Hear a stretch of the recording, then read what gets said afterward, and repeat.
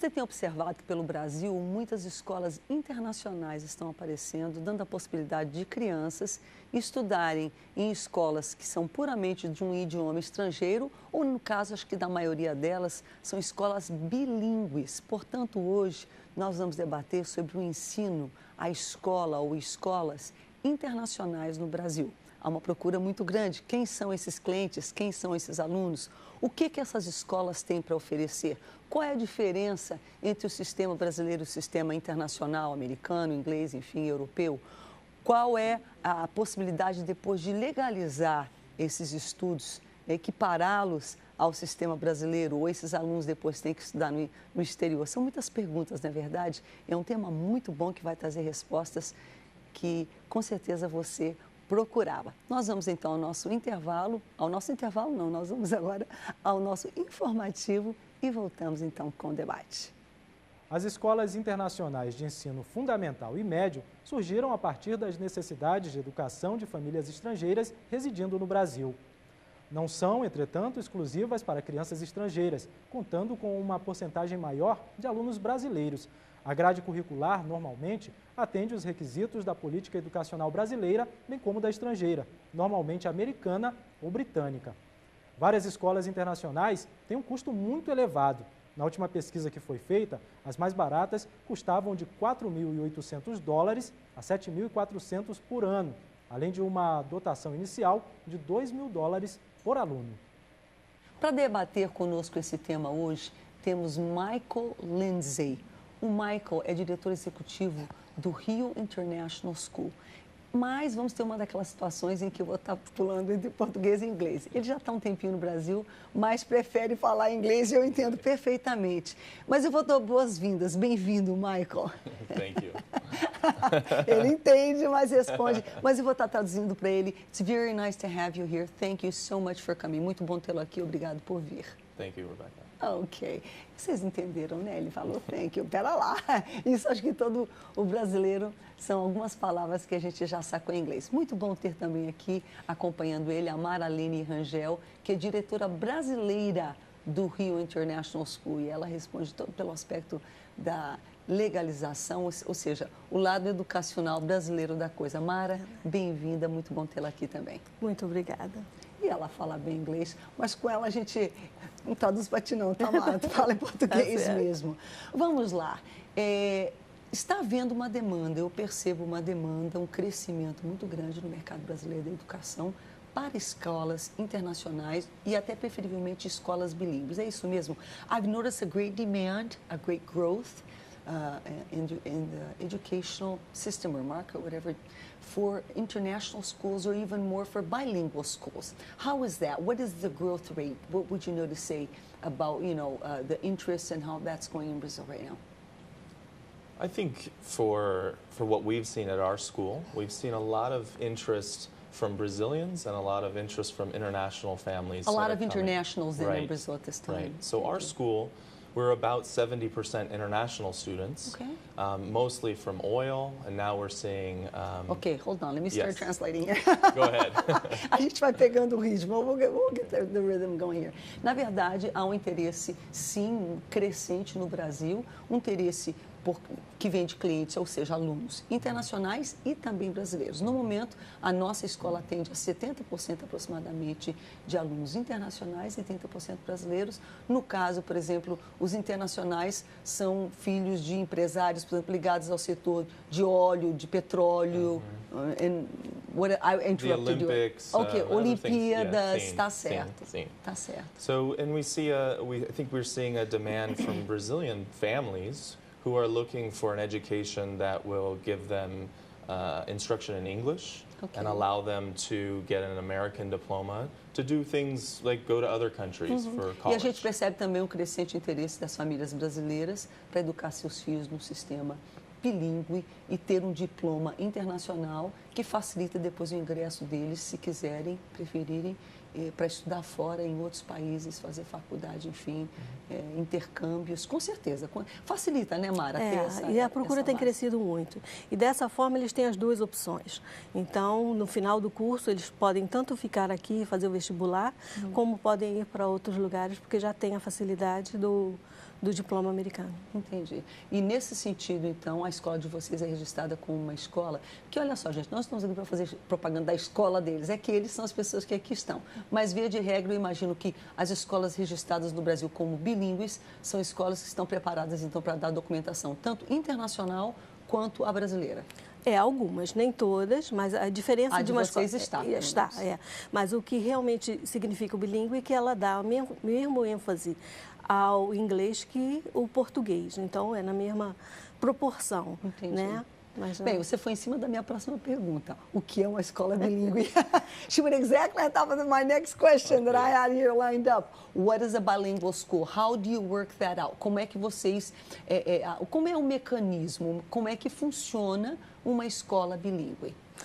Em relação ao tipo brasileiro, a nossa é um pouco diferente, porque as aulas são todas dadas em inglês, o currículo é americano, e nós adaptamos o que é dado para o currículo brasileiro. Né? O que nós não temos no currículo americano, para ser legalizado no Brasil, a gente adapta. Então, e vocês dão isso em inglês ou em português? Não, isso damos em português. Entendi. Essa parte é em português. Que matérias seriam essas? Por exemplo, História do Brasil? História, Geografia, Português, Filosofia e Sociologia. Essas são as básicas, que são dadas. Mas, em alguns colégios brasileiros que também são bilíngues, não tem essa facilidade de dar todas as matérias em inglês, só algumas. Só algumas. Não, eu percebo isso. Na verdade, é como se desse tudo em português e desse a aula de inglês, para aprender o idioma inglês, igual você aprende espanhol. I've noticed that many schools, basically when they say bilingual, they do everything in Portuguese, but they do give English as a language, right. Like you would teach Spanish or French, right. Spanish or French, right. or something like yeah. that. Yeah, so, and I think that's a different model, and I don't know, the bilingual aspect is not so heavy on the bilingual, it's mostly in Portuguese, and that's a difference. Eu comentei que eu conheço escolas que se dizem bilíngues e que findam, na verdade, dando a maioria do conteúdo em português, mas são fortes, dão uma boa ênfase no inglês quanto um idioma, igual se daria, por exemplo, ensinar espanhol, ensinar francês ou outro idioma para criança. Eu acho muito interessante, realmente. Como é que vocês veem a janela da oportunidade, se é que eu posso chamar assim? Where would you put the window of opportunity, if I can call it like that, of learning with a child? When is it that you feel that a child is apt to easily? Sure. Quando é que uma criança está apta para essa janela, para facilmente absorver, estudar ali, ter dois idiomas paralelos e simplesmente com naturalidade, two parallel languages, and just, to them it seems that just naturally they just kind of, sure. when do you notice that window is open? Research shows primarily that it's up until about 7 years old, that the mind is pliable and able to learn multiple languages. And we have a lot of students who are in our school, preschool, kindergarten, first, second grade. Até os 7 anos, portanto, é essa a idade que a criança naturalmente absorve e pega. Então, vocês, com que idade vocês aceitam? When do you start accepting students? So you can, really take advantage of that? So we start at preschool 3.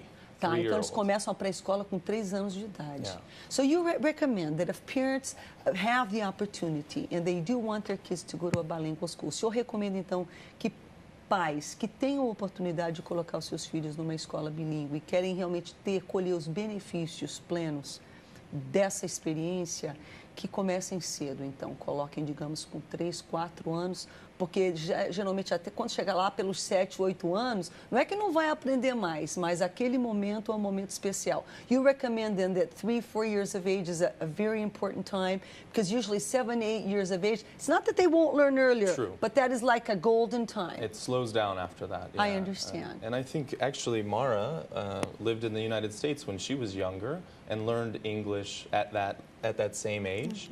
And as a good example of that, I think we see that time and time again at our school as well. Como é que foi para você, Mara? Conta um pouquinho. Ele está dizendo que você aprendeu nessa fase. Meus pais eram missionários e foram para os Estados Unidos, né?